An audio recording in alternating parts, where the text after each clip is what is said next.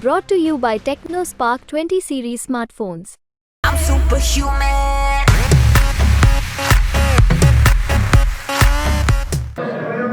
જૂનાગઢની લોકસભાની ચૂંટણીની જાહેરાત થઈ ચૂકી છે અને ત્યારે જૂનાગઢના અંદર કોંગ્રેસના ઉમેદવાર જે જાહેર થયા છે હીરાભાઈ ચોટવા એ 23 વર્ષની વયે સરપંચ બન્યા હતા અને 23 વર્ષની વયે સરપંચ બનેલા હોવા છતાં એમણે એક એવું સંગઠન બનાવ્યું કે જેનાથી ગામોનો વિકાસ થાય અને આજે જે બીજેપી પ્રોપેગેન્ડા લઈને રજૂ થઈ રહી છે કે પેજ પ્રમુખોની યાદીની આધારે એ લોકો ગામોનો અને શહેરોનો વિકાસ કરવા માટે મથી રહ્યા છે અને ત્યારે એક 23 વર્ષની વયના યુવાને સરપંચનું સંગઠન બનાવ્યું હતું અને આ સંગઠનના આધારે ગામડાઓનો વિકાસ કરવાની કોશિશ કરી હતી. હવે જ્યારે લોકસભાની ટિકિટ મળી છે ત્યારે 54 વર્ષના હીરાભાઈ ચોટવા થઈ ગયા છે પણ આજે પણ એનો ઉમંગ અને ઉત્સાહ જોવા જેવો છે. ત્યારે આપણે હીરાભાઈ આગળથી જાણીએ કે એક 23 વર્ષના વયના સરપંચ બન્યા પછી કેવી રીતે તમે એક ગ્રામ વિકાસની શરૂઆત કરી હતી? સ્વાભાવિક રીતે 23 વર્ષની ઉંમરથી સરપંચ બન્યા પછી પહેલો વિચાર એ આવ્યો કે ગ્રામ્ય વિસ્તારમાં જે કામ કરવું હોય તો સંગઠિત થવું પડે અને એ વખતે ગીર સોમનાથ અને જુનાગઢ જિલ્લો સંપૂર્ણ ભેગો હતો. તમામ સરપંચોને વ્યક્તિગત કોન્ટેક્ટ કરીને એક જિલ્લાનું યુનિયન સરપંચોનું બનાવ્યું. દરેક તાલુકે આખી સંગઠનની પ્રમુખ ઉપપ્રમુખ મહામંત્રી મંત્રી એવી રીતે બનાવ્યા અને એક મોટું સંમેલન સોમનાથ ખાતે કર્યું હતું. ત્યારથી જ આજે પણ એ સરપંચો તમામ મને ઓળખે છે. આજે માજી સરપંચ થઈ ગયા હોય, ઘણા મોટી ઉંમરવાળા હતા, એ ભગવાનને ધામમાં જતા રહ્યા હશે પણ એમના દીકરાએ ઓળખે છે. સાથે સાથે સંગઠનનો વિષય ખરો એટલે ઓબીસી સંગઠન કરેલું, સાથે જિલ્લા પંચાયત વિપક્ષના નાથે પંચાયતનો પણ ઘણો અનુભવ્યું અને જે સંગઠનમાંથી નીચેથી બહાર આવ્યા હોય એટલે સ્વાભાવિક રીતે આખો જિલ્લો આજે પરિચિત છે અને એમને જ લીધે આજે જિલ્લામાં સૌથી વધારે ઉત્સાહ જોવા મળે છે. હીરાભાઈ, વિધાનસભાની ચૂંટણીમાં તમે માત્ર 4000 જેટલી ગેપથી જ હાર્યા છો અને જીતી ગયા છે દેવાભાઈ. હવે તમને એવું લાગે છે કે જ્યારે લોકસભાની ચૂંટણી આવી રહી છે ત્યારે આ વિધાનસભાની ચૂંટણીનો જે તમારો કાર્યકાળ હતો એની જે તમે મહેનત કરી હતી એ તમને આમાં પણ મદદરૂપ થશે? સ્વાભાવિક છે કે ગીતા, હું પહેલાં તો રાજકીય કરતાં ધાર્મિક માણસ વધારે છું, સામાજિક માણસ વધારે છું, શિક્ષણનો માણસ વધારે છું. એટલે ગીતામાં આ સંદેશ છે કે કરેલું કર્મથી ફોગટ જતું નથી, કામ કરતો જા. અને એમાં જ માનવતાની વાત કરી છે ને મારી પાર્ટી પણ માનવતાની વાત કરી છે. ત્યારે જે કેશોદમાં કામ કર્યું એ મારા ગામથી 52 કિલોમીટર દૂર હતું. એ એક જ સીટ ખાલી હતી અને કેશોદમાં તો કોંગ્રેસમાં જીતાવવું એટલે રણમાં ખેતી કરવા બરાબર હતું પણ ખૂબ સારી રીતે થયા અને એ વખતે જો એલાયન્સ હોત તો હું 20,000થી જીતતો હોત.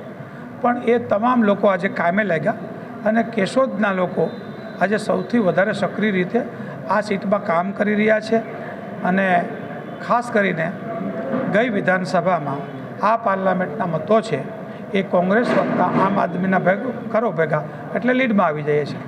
અને જ્યારે લોકો ખુદ સ્વયંભૂ 18 વર્ષના ઉમેદવાર તરીકે જાહેર કર્યો હોય, મારી પાર્ટીએ મને 18 વર્ષના માનવતાવાદનો ઉમેદવાર જાહેર કર્યો હોય ત્યારે એવા સારા સંજોગોમાં સ્વાભાવિક લોકોનો ઉત્સાહ ખૂબ છે અને એટલે જ જીતવાની વાત પાકી લાગે છે.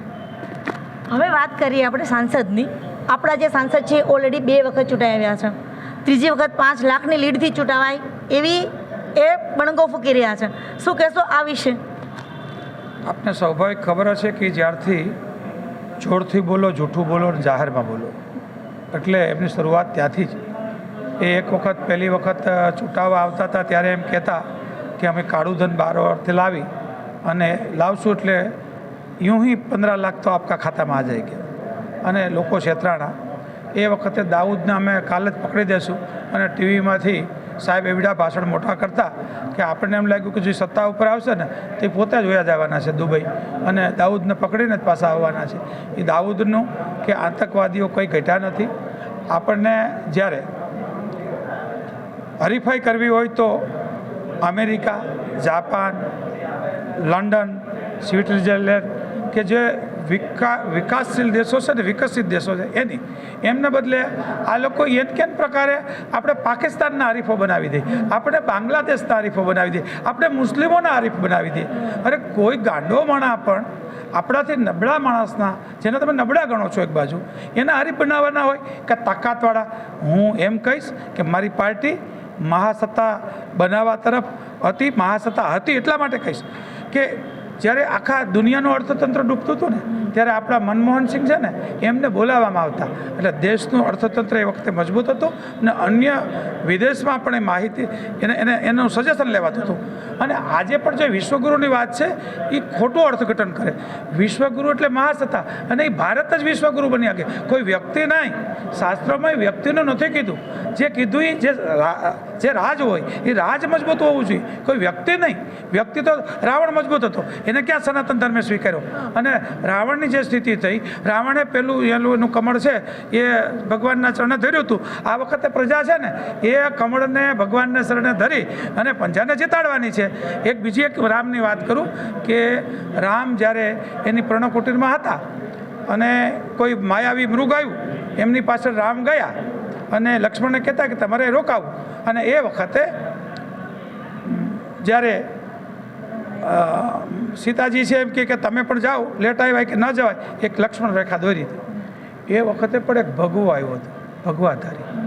અને એ ભગવાધારી કોણ હતું? તો કે માયાવી. અને છેતરી ગયા હતા ને માતા સીતાને.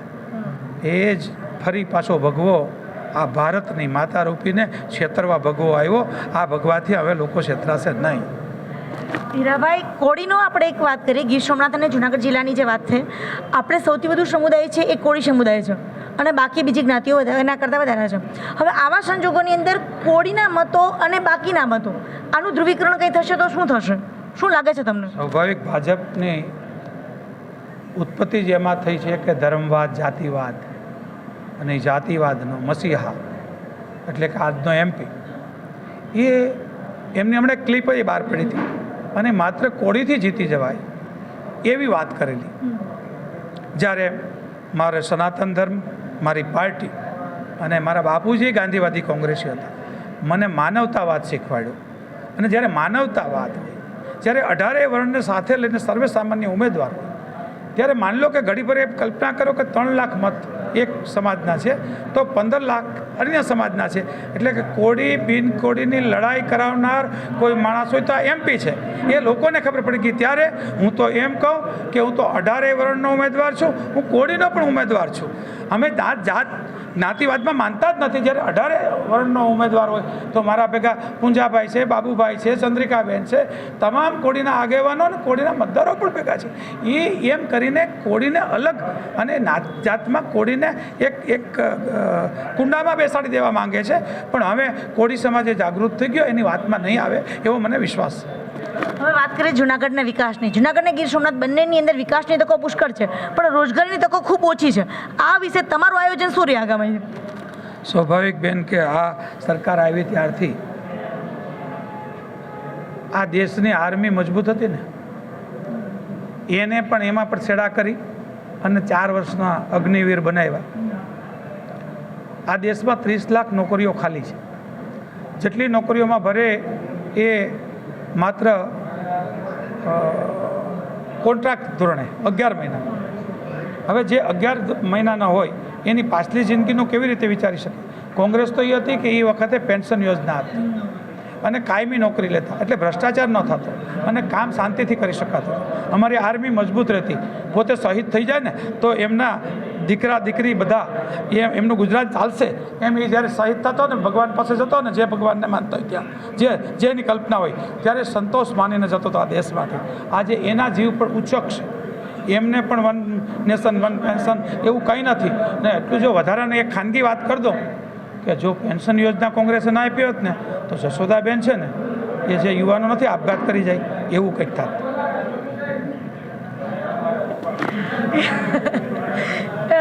હીરાભાઈ, એક છેલ્લોના મારો લાસ્ટ સવાલ. હીરાભાઈ જોટવા, જુનાગઢની જે બેઠકો છે, જુનાગઢ અને ગીર સોમનાથની જે વાત છે, એને લઈને ખાસ કરીને શું એવું આપશે કે જેથી કરીને લોકો છે એ કોંગ્રેસને મત આપે, હીરાભાઈ જોટવાને મત આપે? વિશ્વાસ,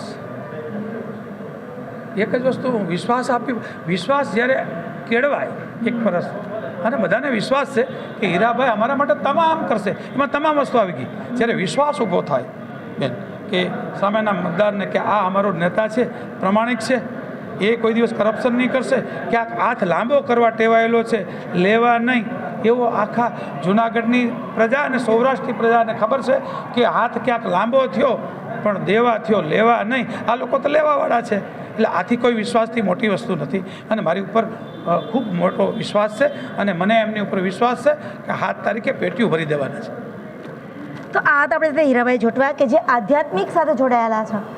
દરેક પોલિટિશિયન આપણે મળીએ છીએ ત્યારે રાજકારણની વાતો કરે છે, પણ તમે આજે જ્યારે આપણે એની સાથે વાત કરી ત્યારે જોયું કે આધ્યાત્મિક સાથે જોડાયેલા છે, એ રામાયણ અને મહાભારતની વાત કરે છે અને એટલા માટે જ એ આશા રાખે છે કે લોકો મારા પર વિશ્વાસ રાખે, કારણ કે લોકોને રામાયણ પર વિશ્વાસ છે, લોકોને મહાભારત પર વિશ્વાસ છે. ભાર્ગવી જોશી, ગુજરાત તક, જૂનાગઢ.